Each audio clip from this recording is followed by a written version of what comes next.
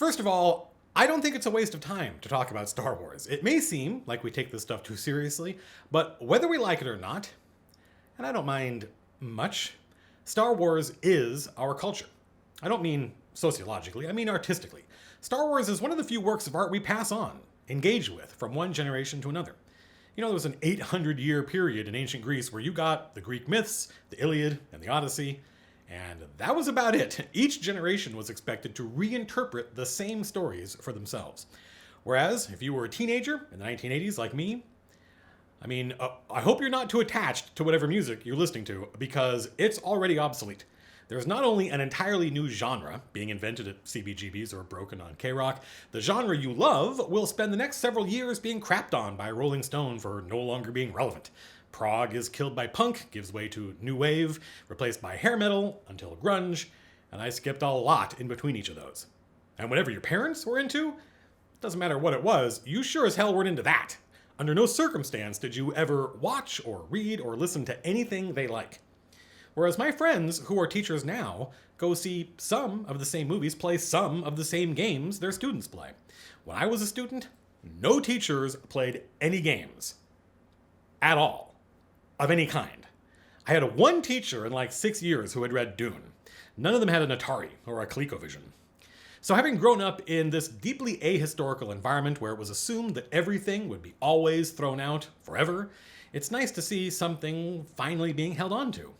We might object, as I sometimes do, that the presence of these things mean we get movies like Guardians of the Galaxy, based on a comic that started in the 60s, rather than an original space opera. Well, we had an original space opera that I loved. Nobody saw it. Lilu Dallas Multipass. So, it's Star Wars. It's 1977 and Star Wars opens, and one thing I want to correct the record on, a lot of prequel apologists like to argue that Star Wars has always only ever been popular with kids. In a desperate attempt to justify their love of those deeply terrible 90s movies, they would like us to believe that the reason we don't like the prequels is because we're adults now, and if we'd have been adults in 1977, we'd have hated that movie too. That's just not true. Star Wars was a cultural juggernaut. All you have to do is go watch videos on YouTube of local reporters covering the massive lines for Star Wars in 1977, and you see who was going to this movie. Everyone. Everyone, all ages, all backgrounds, all went to see Star Wars. The only way you have a massive hit like that, by the way, is you make a movie literally everyone sees. The movie was so popular, Freddie Mercury wrote a lyric in a Queen song telling everyone to shut up about Star Wars. What kind of movie is Star Wars? This is an important question to me because it sets the tone for everything that comes after.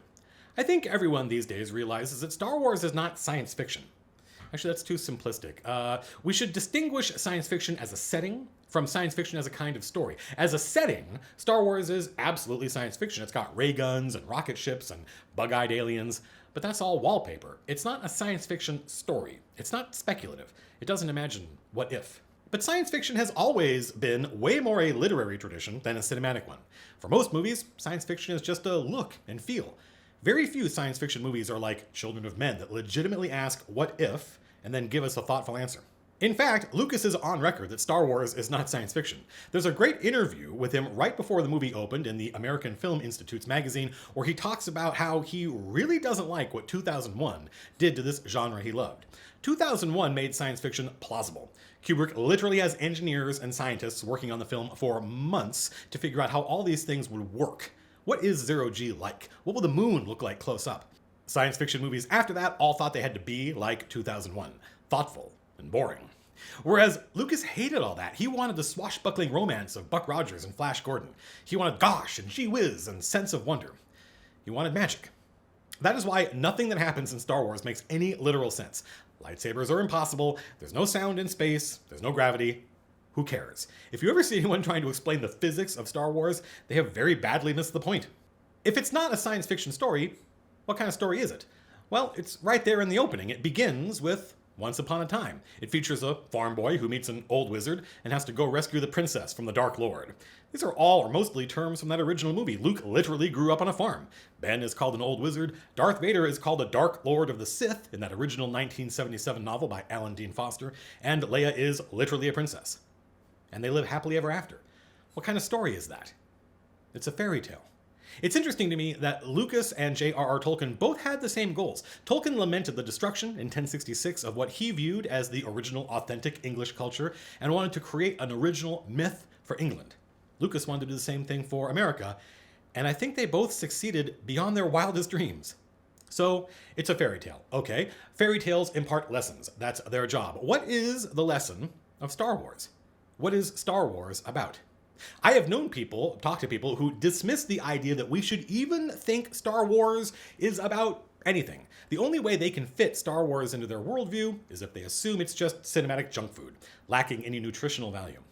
I think that's the Marvel movies mostly. Fun, not really about anything. But that 1977 movie is absolutely about something, and it goes right back to Lucas's reaction to Stanley Kubrick in 2001. Star Wars is about how technology is the opposite of humanity. What does Ben say about Darth Vader? He's more machine now than man. You know that's bad. But why do you know that's bad? Why is it bad for someone to be more machine than man? Ben says it, and we understand it's bad. But here in the real world, we post videos of soldiers learning to use their new arms and legs, and those people are heroes. But in Star Wars, we all understand Ben is not making a positive or even a neutral statement. He's making a very negative statement. Vader is evil. How can you tell? Because he is more machine than man. The Empire is evil, and so what kind of base do they have? A giant machine, devoid of humanity. This is what Lucas thought about the movie 2001, and Lucas wasn't the only one. Lots of people felt that movie lacked any human element. I mean, that's sort of the point of 2001, and we'll talk about that in another video. The fact that the humans in that movie are behaving like robots, but whatever. It's also, by the way, a criticism of American foreign policy. And if that seems like a stretch, go back and watch American Graffiti and see how it ends. I mean, the bit after the end where you find out they all died in Vietnam.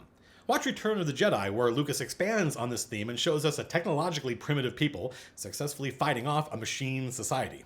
What's that about? In the end, how does Luke defeat the Empire? Sitting inside a machine, fighting a machine, using a machine to guide him? He puts away the machine and trusts himself, trusts the Force, trusts his own humanity. Everyone else failed because they were living machine lives, doing what their computers told them to do. Luke succeeds because he ignores the machines and follows his heart. That's a powerful lesson and appropriate to a fairy tale. It's a lesson that gets more appropriate with each generation. Put away the machines. Be a human. Lucas gets a lot of flack, but history will be kinder to him than we have been. The dude who made American Graffiti and Star Wars will go down in history as one of the great American filmmakers. Very few directors have a 1-2 punch like that in their body of work. And because Star Wars is the culture now, we know a lot more about how that original movie got made.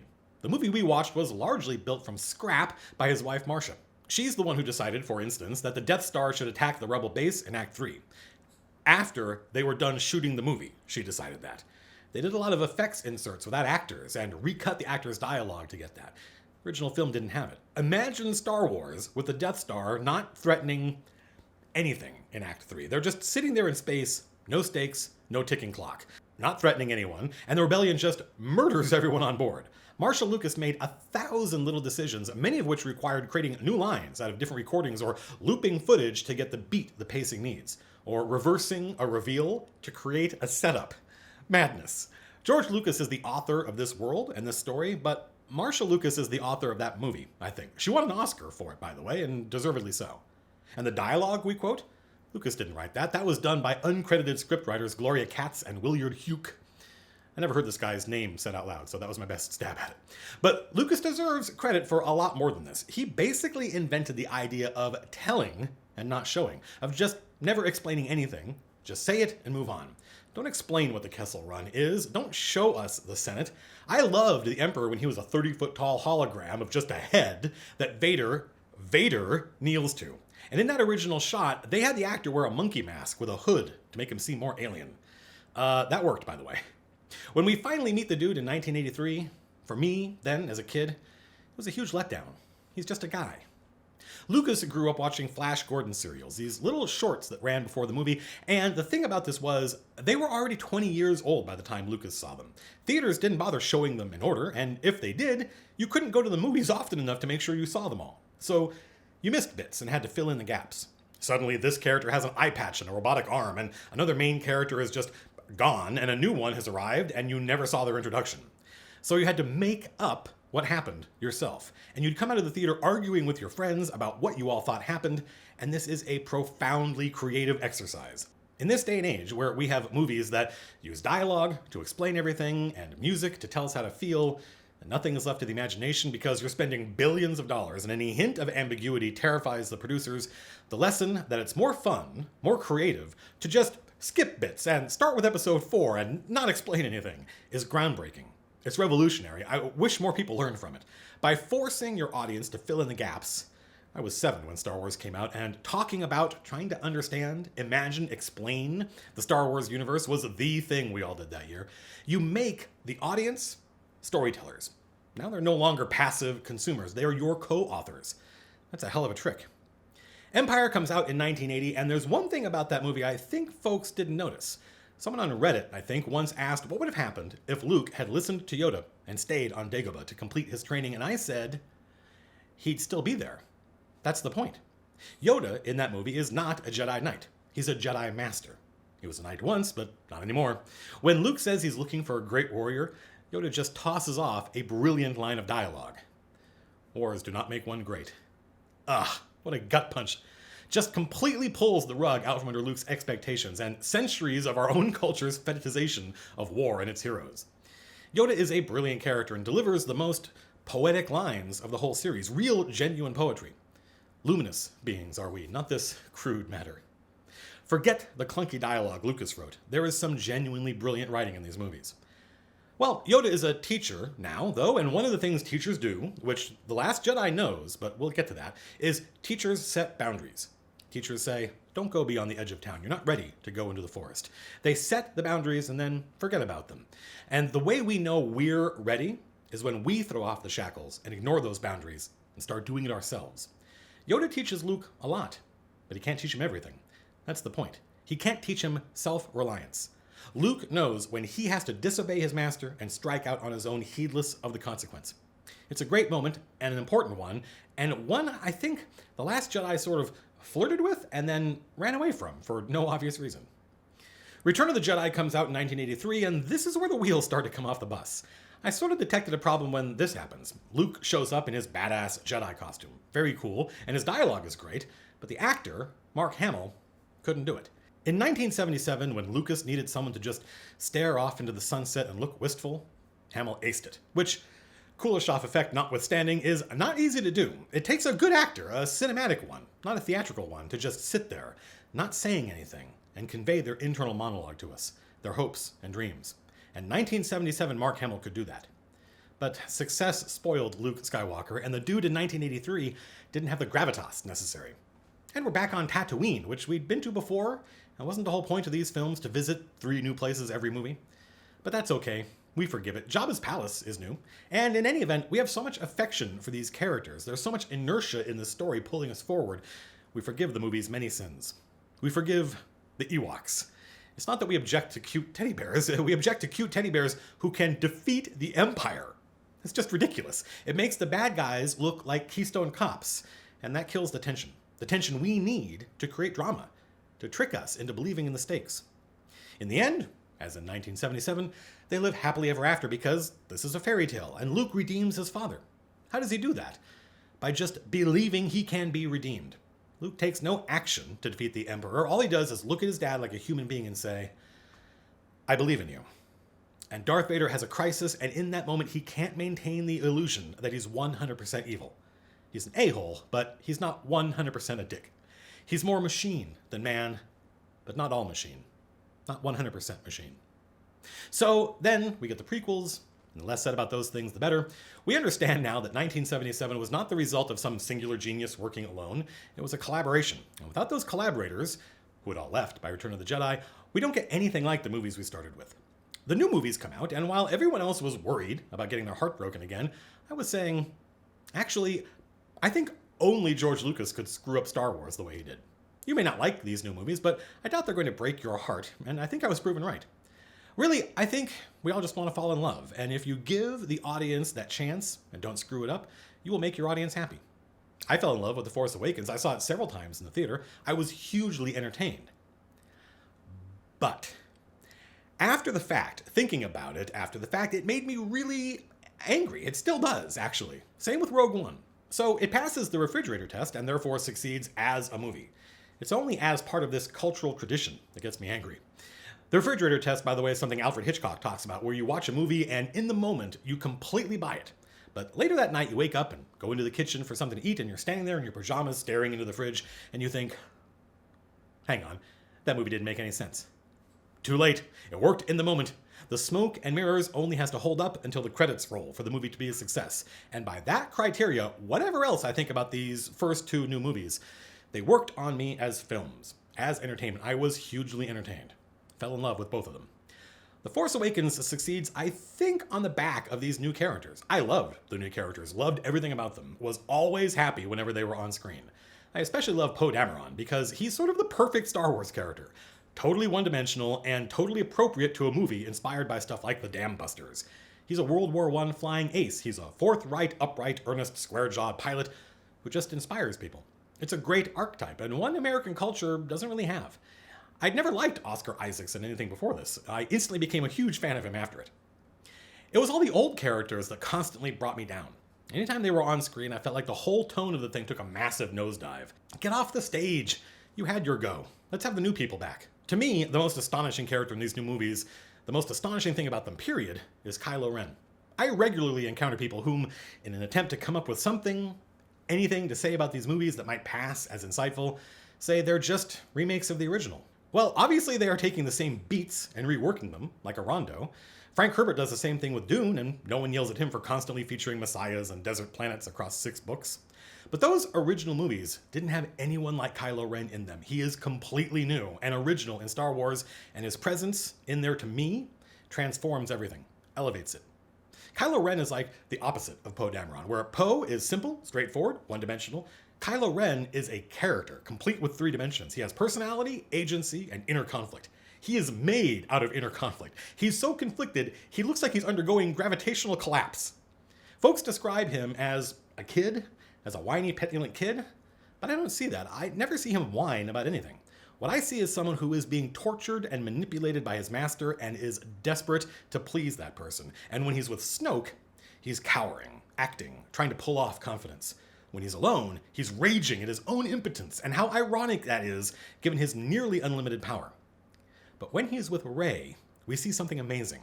Because he's been manipulated, twisted by his evil master, when he's with a total novice like Rey, he is the confident one. He uses all the tricks Snoke used on him, lying, telling the truth. He's confident and manipulative, and this makes him a fascinating character to me.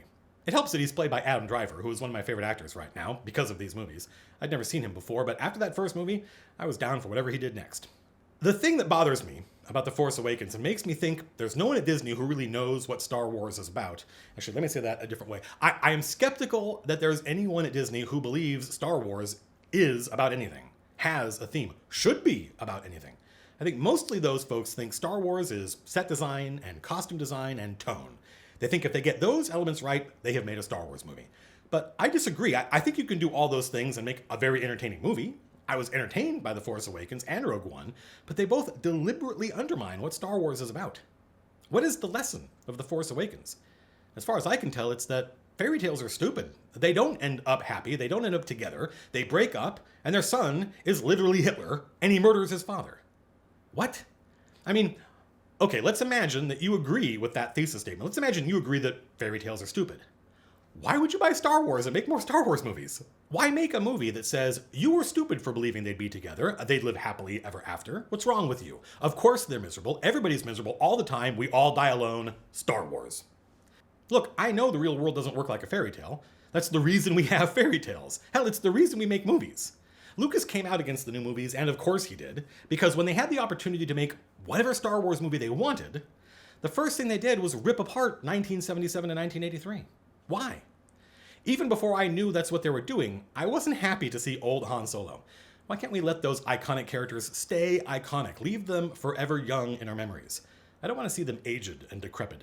When they were making Star Trek II, one of my favorite movies, back in 1982, they thought this was going to be the last Star Trek movie, so they gave those characters an incredible emotional send-off. We learn a lesson, an important one, about life and death and how those things relate to each other and how we are to live among those two elements. And then the crew literally sail off into the sunset. And I am 100% convinced they should have stopped there. If they had stopped there, those characters would be forever young in our memories, forever voyaging. Instead, we got to watch them all grow old. Well, that's real life. But is that why we go to the movies? Is that why we go see Star Trek or Star Wars movies? Rogue One comes out and gosh, it looks like a Star Wars movie, and that works on me. It looks more like a Star Wars movie than anything we've seen since 1980. And I loved it. I loved the moment when we see the hologram of Galen Erso talking to his friend, no idea if his daughter will ever see this message, is even still alive, and he describes the fact that he built his revenge into this machine. That is an epic moment, an emotional one, and it worked on me. It helps that they cast Mads Mikkelsen, whom I love in everything.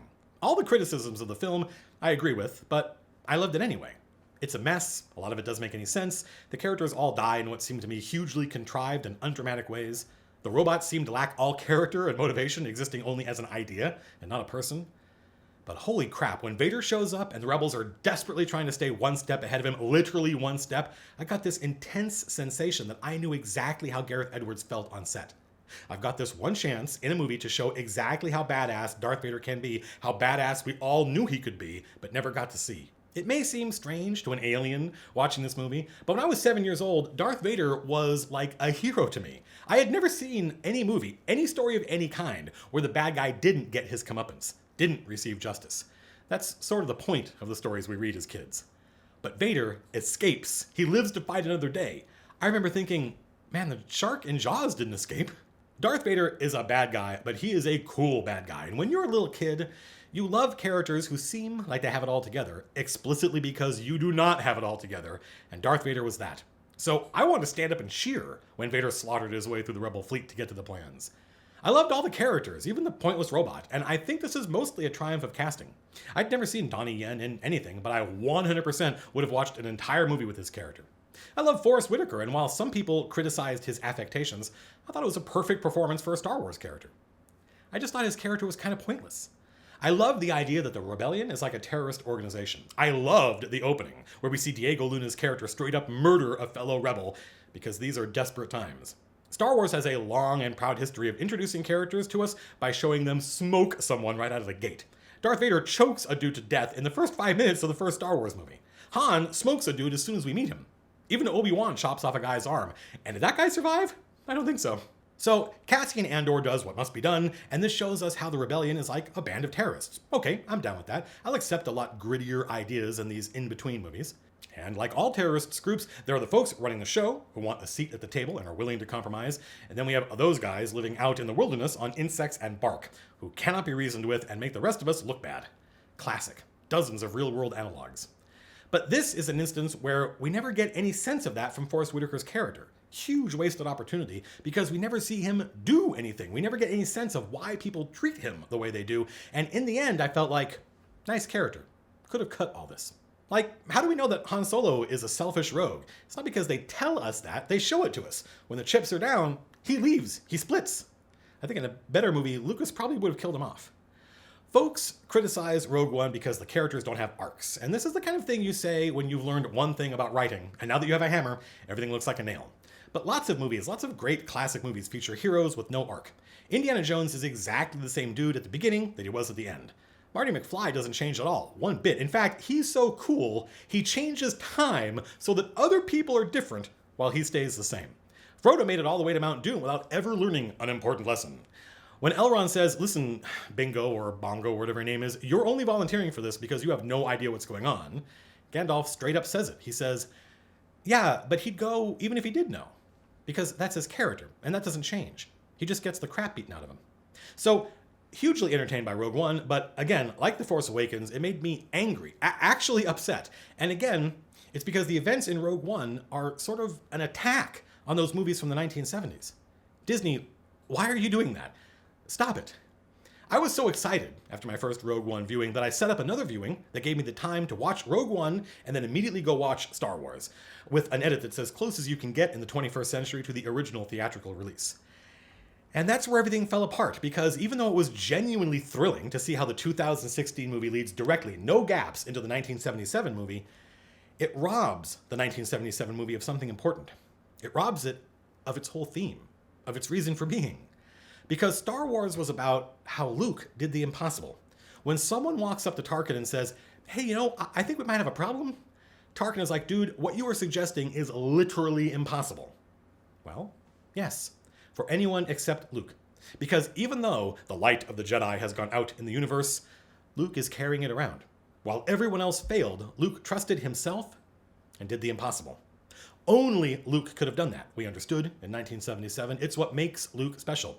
He's not just a nameless pilot who got lucky. He's special because he listened to Obi-Wan Kenobi. If you had an Obi-Wan Kenobi teaching you, you'd be special too. But Rogue One says, actually, I designed this space station to be blown up. It's not a flaw, it is literally a feature. From the beginning, Galen Erso, built this little trap into it. This isn't about you, Luke, it's about me. I'm the quarterback calling the plays. You're just the dude who caught the ball. We have lots of dudes on the field who can do that. You're not special. What? What on earth? Why would you do that? Don't get me wrong, in the moment, I bought it. And I loved it because I was watching Rogue One and following the story of the Ursos, and when they reveal what the actual plot of the movie is, that we're not just getting the plans, we're trying to find the map to the trap that Galen Erso built, I was thrilled. It was only when I then put the movie next to 1977 that I was offended. Yeah, offended, because whether we like it or not, Star Wars is this thing we're passing down. Each generation is engaging with it, and do we have to then spend all our time taking the original stuff apart? The prequels, I just ignored those. They were bad movies, badly conceived, badly executed, but these are well put together movies, entertaining. Can't they be entertaining without feeding on the corpses of these other things I love? Destroying Luke's agency, making him just the one who got lucky, and eventually someone would have got lucky because the thing was designed to be blown up, is a massive letdown to me. I can tell these are very personal reactions on my part because it seems like no one else is bothered by this, and folks are generally critical of Rogue One, where I was hugely entertained by it, warts and all. The Last Jedi, then, is the outlier. Unlike the previous two Disney Star Wars movies, I wasn't entertained. I was sort of bored. There were a lot of really cool moments, and strangely they did a lot of work reaching those moments, only to piss them away. Several times over the course of the movie's running time, I thought, well, what was the point of the last 20 minutes? The movie opens with this extended comedic sequence, and right out of the gate I thought, uh-oh. I mean, obviously we can have humor in Star Wars movies, but opening with comedy just seems incredibly tone deaf. For one thing, it just didn't work on me. I didn't think it was funny. I felt it was overtly contemporary in a way that doesn't make sense in an otherwise timeless story. It only made sense to me if I imagined the screenwriters thinking they were being clever, and that is not a good way to open your movie. The audience laughed, but in my experience, folks will laugh at almost anything. They would have laughed if the movie had opened with a pie fight. But even apart from that, it felt like a rookie writing mistake. Humor in these movies, in most movies, in movies that aren't overtly comedies, is done to humanize the action. The jokes in 1977 Star Wars punctuate the tension. And that works because people really do make jokes in these tense situations. Gallows humor is real. Go watch John Carpenter's masterpiece, The Thing. It's one of the best movies I've ever seen. Great screenplay, not an ounce of fat on it. And there are jokes all the way through it. Comedic beats regularly punctuating the drama, and that makes it all feel more real. Opening with that, when we don't even know what the stakes are yet, it didn't work on me. It felt desperate. And thinking back, exactly what did I expect? Rian Johnson wrote and directed this movie, and I don't like that guy's movies. I thought Brick was awful. I thought Looper was a 2-hour contest to see which of two characters could be the most unlikable. But I got caught up in the excitement, and I was ready to love this movie. I was on the hook to see it twice on opening day, which I did. Which I regret. Because the movie doesn't make any damn sense. There's this entire middle section of the film they could have cut, and no one would have missed it. Someone decides Poe Dameron needs to feature more prominently, and okay, I like that guy, I'm on board, but he can't just be Poe Dameron, he needs an arc. Well, I think that's a mistake. Not all characters need arcs. But I suppose there probably is one out there for him. But not this one. What? He gets yelled at, not very convincingly, for disobeying orders and getting the entire bomber squadron murdered, which he did. And instead of learning any kind of lesson for this, he proceeds to enable Finn and Rose in their madcap scheme that accomplishes literally nothing, except meeting Benicio del Toro, who sells them out and gets half the rebellion slaughtered. If they had just stayed home, everything would have turned out exactly the same, except the escape pods would have all made it, we'd have all gotten to go home 30 minutes earlier. So what does Poe learn from that? I have no idea. Nothing. Really, he has one moment of insight in Act 3, but any version of Poe we've met so far could have had that moment. So apart from simply not believing in the entire casino sequence, it didn't feel organic or authentic to me, It felt invented by concept artists, which is a plague we're all suffering through this decade. Apart from not caring about the slaves they use because they just expositioned them at us artlessly, and not believing in the horse racing scene, except instead of horses, everyone's riding the dog thing from The Last Guardian. Apart from just not caring about any of it, it seemed not to serve the plot. It's both boring and useless. There's a shot in the movie where Chewie sits there thinking about eating a porg, and the porgs are apparently self-aware enough to recognize that a chunk of charred meat was once a porg, and they make a sad face at Chewie, and you may think that is cute or funny, but seeing it the second time I thought, this scene is a metaphor for the entire movie. It may be cute or funny, but it is literally pointless. If they had cut that little scene, no one would have noticed. It makes me wonder, if they'd cut from the first movie to the third movie, would anybody have noticed? I miss the Finn from the first movie. I miss the desperate, conflicted former stormtrooper who wants to do the right thing, but is sort of worried they're all going to die horribly because, damn, the First Order, is massive compared to this little rebellion. That's a great character, and for Star Wars, an original one. Instead, we got this guy who I did not like. He has this one moment, which had no setup, wherein he decides he has to leave. And I think the point of that was he's worried about Rey and convinced that if he stays aboard the ship, the rebels are going to lead the Empire to her. But A, that wasn't well explained, and B, it goes nowhere. Instead, he meets a girl named Rose, who I liked. I liked a lot of bits of this movie. And she comes armed with a character-switching zapper. She hits Finn with it once, and suddenly he's Luke Skywalker from the first movie. We have to save the princess. I have a mad scheme. But all those same beats from 1977 made sense. There's a Death Star out there. Okay, that's enough for me. Let's go blow it up. Here, instead, we get like 5 minutes of Finn and Rose turning to the audience to explain, badly, how tracking through hyperspace must work. I felt like I was watching a bad Star Trek episode. What is technobabble doing in Star Wars? Furthermore, what? We're being tracked through hyperspace, which is apparently impossible, we just learned, and someone on board is walking around with a transmitter that is designed to explicitly let people do that, and no one thinks to say, hey, maybe it's this little blinking light Leia is wearing? Or, okay, maybe they just trust her, fine, but if they're tracking us, there must be a tracker on board somewhere. Let's tear the ship apart looking for it. Nope. Instead, we're just going to burn out all our fuel and make no effort to thwart the First Order, except through sheer bloody-mindedness. The only plan we have is terrible and fails and gets everyone killed, and there isn't a single moment afterwards where anyone involved has even a moment of self-awareness or introspection. Hey, that was a bad idea. I screwed up. I'm a terrible person. It kills me to see this, from John Boyega especially, because I loved him in Attack the Block, where his character is casually cruel and callous, but we like him a lot, and we sit there hoping he's not going to become a genuinely bad person, and then he has this great redemptive moment where he says, I wish I'd never done none of those things. And from that moment forward, he can be a hero. He realizes what his actions have meant, he is contrite, he wants to be forgiven, and this frees him to be the hero we hoped he was. Why can't we have that? Perfectly good redemptive arc, just go grab it and stick it in this movie. Okay, you don't like that, fine. But grab something. There were so many moments in this movie where I felt like they'd done all the work to achieve something really spectacular, and then they just walked away from it. Dropped it, like the whole thing was a waste of time. Kylo Ren has a great line, a very seductive sentiment, which I think works on people. Let the past die. Kill it if you have to. Of course he would say that. Look at what happened to him. His master, the famous Jedi, the only Jedi, the dude who almost single-handedly saved the galaxy, came to murder him in his sleep. This is the dude who thought Darth Vader still had good in him, and Luke, even if only for an instant as we later learn, decides, nope, my nephew has to die. That would mess a kid up. And it did. So, of course, let the past die. Kill it if you have to. But he can't do it. And that's something I loved about this movie. In the moment, when he has the chance to smoke his mom, he can't pull the trigger. As much as you or I or George Lucas might want Kylo Ren to settle down and be a two-dimensional character, he steadfastly refuses to be that simple. He kills Snoke, spoilers, he kills Snoke in a moment that blew me away. I was reminded of a, frankly, better and more complex and more earned similar moment at the beginning of Act 3 in Spider-Man Homecoming, where a door opens, revealing a character, and my jaw dropped, and from that moment forward, I had no idea what was going to happen next. That is hard to do. I've seen a lot of movies. It is hard to surprise me and leave me with that feeling of, I have no idea what's going to happen next. That's how I felt when Snoke died. Wait, what? Holy crap, is Kylo Ren the bad guy of this entire series?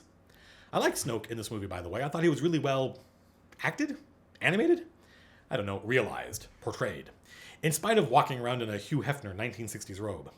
I was just getting into this guy as the bad dude when Kylo Ren surprised the hell out of me, and then they just threw it all away. Having done all the work for it, what I expected, what I think we deserved, was a moment where Ren turns to Rey and says, "Join me." Okay, we did get that, but I'm not done. I wanted to hear his argument. He was in a position to make a really compelling argument, and I love it when movies allow their protagonist and antagonist to each have really well-considered but irreconcilable arguments for doing what they're doing. That's drama. Ren could have said, I think should have said, "Rey, I can save all those people.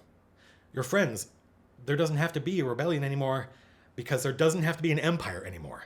I can end it with an order, with a word. I can dissolve the First Order. I can save your friends, and we can rule the galaxy together." That's a powerful argument, and one that should, even if only for a moment, have worked on Rey. And then she says, "And we'll restore the Republic?" And he says, "Well, hang on, I didn't say that." And then they have to fight.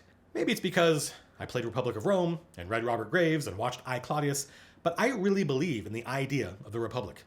Any Republic. I think it would be nice to live in one. But Rey hasn't seen those things. I'm not sure she has any connection to the Republic. Certainly these movies, all of them going back to 1977, have made a poor case for it. No one ever explains why the Republic was virtuous. It seems only to stand in for that older time when everything was simpler.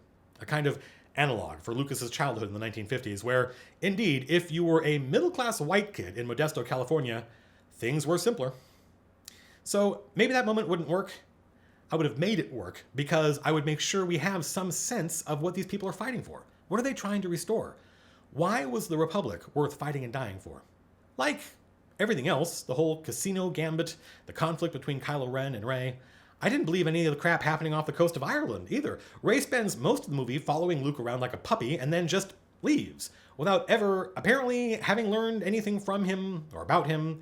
She hasn't become a better Jedi. She hasn't decided Luke is useless and should just do it herself. Any of those things, anything dramatic, would have been better than the nothing we got. The Rey who leaves the island is the same as the Rey who arrived there. The whole sequence was a waste of time. The whole movie seemed like a waste of time. Like, we need a middle movie in this trilogy. I guess this will do. I'm totally on board with Luke being a bad teacher, by the way, and Rey having to learn for herself. But that is a very different arc than the one we got. Luke says it's time for the Jedi to end. And in fact, that seems to be the thesis statement of these movies. And in principle, I'm okay with that. I remember watching that first movie thinking we were seeing the Force operating when Finn sort of wakes up to the morality of being a stormtrooper and says, "Screw it, I don't want to do this anymore." In fact, I still think that. I think that's what's happening in that first movie. I never believed Rey was anyone. The whole idea made no sense. She's obviously just a random person. Obi-Wan laid it out in that first movie. The Force is in and between everything and all of us. We don't need a training montage. I was ready for Luke to say, "Listen, kid, I'm a terrible teacher. We learned that already. I think the best Rey you can be is one who drives this all for herself. Leave me out of this." But instead we got, I don't even know what. There's this one moment, a good one, but sort of a deus ex machina, where Yoda shows up and says some genuinely profound stuff. He says two profound things, which is two more than, for instance, any of the Marvel movies have. He says it's up to Luke to teach Rey his mistakes. Otherwise, what was the point of making them? Wow, yeah, that is a really good point. Very wise. Good job, Master Yoda. So does Luke do that? Nope. What does he do? He basically commits suicide, but in this kind of Rube Goldberg device way. He projects himself across half the galaxy when he could have just gone there in person. We saw his X-Wing down there. We remember him being unable to lift it out of the swamp in 1980. Rey made it in the Falcon. He could have done the same. Perfect setup. Instead, we get this amazing reveal, which I 100% loved, where we discover he's been an illusion the whole time. Wow. And they give him a great line of dialogue. "See you around, kid." Something Ben Solo's dad might have said. And then he dies. What? It kills him, which they foreshadowed, well, I thought, when Kylo Ren tells Rey, "You're not doing this. The effort would kill you." Well, he was right. What was the point of all that exactly? He could have flown there himself, so what was the point of force projecting himself? I feel like the folks watching the movie thought, yes, this is that moment from 1977 where Obi-Wan dies, failing to have any awareness of why Obi-Wan did that. Yoda brilliantly says, "It is our curse to be what they grow beyond." Yes, that is true, and something Yoda in 1980 hadn't realized when he tried to stop Luke from saving his friends. That's good dialogue. Good job. A+. It's why Obi-Wan lets Vader kill him, because he sees Luke is watching and he realizes, as long as I'm here, Luke will always look up to me, always want to follow me, want to please me. He needs to be his own person, and that can't happen while I'm alive. Inspiring him to be his own person is the best last thing I can do. Time to die. Okay, great. So we have the same setup in The Last Jedi, but none of the context. No context. Rey doesn't see any of it. She is nowhere near the place. Poe is watching, but so what? All he does is decide to leave the cave through the back door, which we didn't need to kill Luke to achieve. You know, I don't mind Luke dying if it's done in a meaningful way. Han Solo dies to inform and advance Kylo Ren. Why does Luke die? Like I said, I love that reveal where we see Luke is still in Ireland and force projecting himself. I loved See You Around, Kid, because in that moment I thought, holy crap, are we going to see Luke versus Kylo Ren in movie 3? So when I found out we weren't getting that, I sort of wondered what the point was. Again, as I was watching it the first time, I legitimately thought the movie was going to end with Kylo Ren running at Luke and just boom, smash cut to credits, movie over, see you in 2019. I would have stood up and applauded. Instead, we got nothing. End of movie, basically the same as beginning. Nothing learned, nothing earned, mistakes made, but no growth. Just 2 hours of circling around the bowl. Maybe Luke will return in movie 3 and impart some wisdom into Rey. Great, that would make that movie good. But this movie lives and dies between the opening and closing credits, and the movie we got didn't make a lot of sense to me. It wasn't all bad. I liked a lot of the same moments you liked. I loved the moment where the Admiral decides to suicide into the enemy fleet. That was one of the best shots in all of Star Wars. I have no idea why she waited like 20 minutes alone on the bridge with nothing to do except watch her people get shot out of space one by one. I think the only reason you sit there doing nothing when you could save the day is because you've read the script and you know the writers are trying to amp up the stakes. So I didn't believe the opening, I didn't believe the middle, I didn't believe in Luke and Rey, and the end made no sense to me. But I really liked Kylo Ren. You know what else I loved? I loved Benicio del Toro's character. In a movie with very confused morality, which is not the same as ambiguous morality, in a movie with very confused morality, we meet this deeply ambiguous character who thwarts all the heroics merely by being right. Hey kids, the same guys you hate because they fund the Empire also fund the rebellion. So maybe the world isn't as black and white as you think. It's funny because I was literally thinking that in the opening space battle. Man, who pays for all these ships? The rebellion seems really well kitted out. It's a great line, it's a great moment, a great idea. It should in some way affect Finn, inform his character moving forward. Does he believe it? Does he reject it? Why? Instead, it's like he wasn't even listening. It affects him not at all. It means nothing to him. I never noticed this before, but Benicio del Toro's acting in this movie reminds me a lot of James Dean. I now see Dean in a lot of del Toro's performances. It seems obvious to me now. Probably everybody but me knew that. He has two of my favorite lines in any Star Wars movie. First, we get this amazing thesis statement. Don't sweat it, kid. Today they blew you up, tomorrow you'll blow them up. Wow, what a great line. I know folks perceive this movie as being morally ambiguous, but to me, Heat is morally ambiguous. This is just a mess. But this character really is that. His dialogue is all stuff Han Solo might have said in those moments before he met Luke Skywalker and sort of became more lovable. When Finn rails at him and says something completely forgettable like, "You won't get away with this," he says the best possible thing. He just looks at Finn and shrugs and says, maybe. Yeah, maybe you will. That's the whole point, kid. Del Toro's character 100% believes that it's possible Finn will come get his revenge. Or maybe not. Who knows? The world, his character is saying, is not a movie. Sometimes you get justice, sometimes you get nothing. There's no sense to it. It's all a machine, kid. Don't join. You know what else I loved? See, it's not all bad. I loved R2-D2 showing Luke the Princess Leia hologram because it gave us something rare in these movies. It gave us a moment where a character thinks something but doesn't say it. And we can tell what's going on in their head. Luke doesn't say it, but he still can't let her down. Not his sister, perfectly human thing to let your relatives down. He can't let that girl down. That girl who's been fighting for the Republic for 40 years. How can he say no to her? Could you? I couldn't. So, Star Wars is our culture now, and therefore, I think it's reasonable to talk about this stuff. I was never one of those people who thought the prequels ruined or damaged the originals. I just thought they were really bad movies. But I do feel like these new movies are deliberately trying to take apart the stuff I grew up with. I wish they wouldn't do that, but I can't stop them, and I have my own stuff to create. I think I'm probably going to turn off comments for this video because, in my experience, when you come out and say this stuff, a lot of people just want to argue and snipe at each other and score points, and none of that interests me, so pass. If you thought any of this was interesting, share it with your friends. If all I did was make you angry, go do something relaxing. Go paint minis, or write, or go for a walk. Let it go. Don't let me bring you down.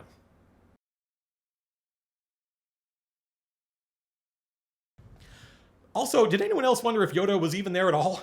The whole time I was wondering if Luke had just gone crazy alone on that island and could just hear Yoda tormenting him all the time. I was also ready to learn that Luke had been a Force ghost the entire time. But the movie was not prepared to be that weird.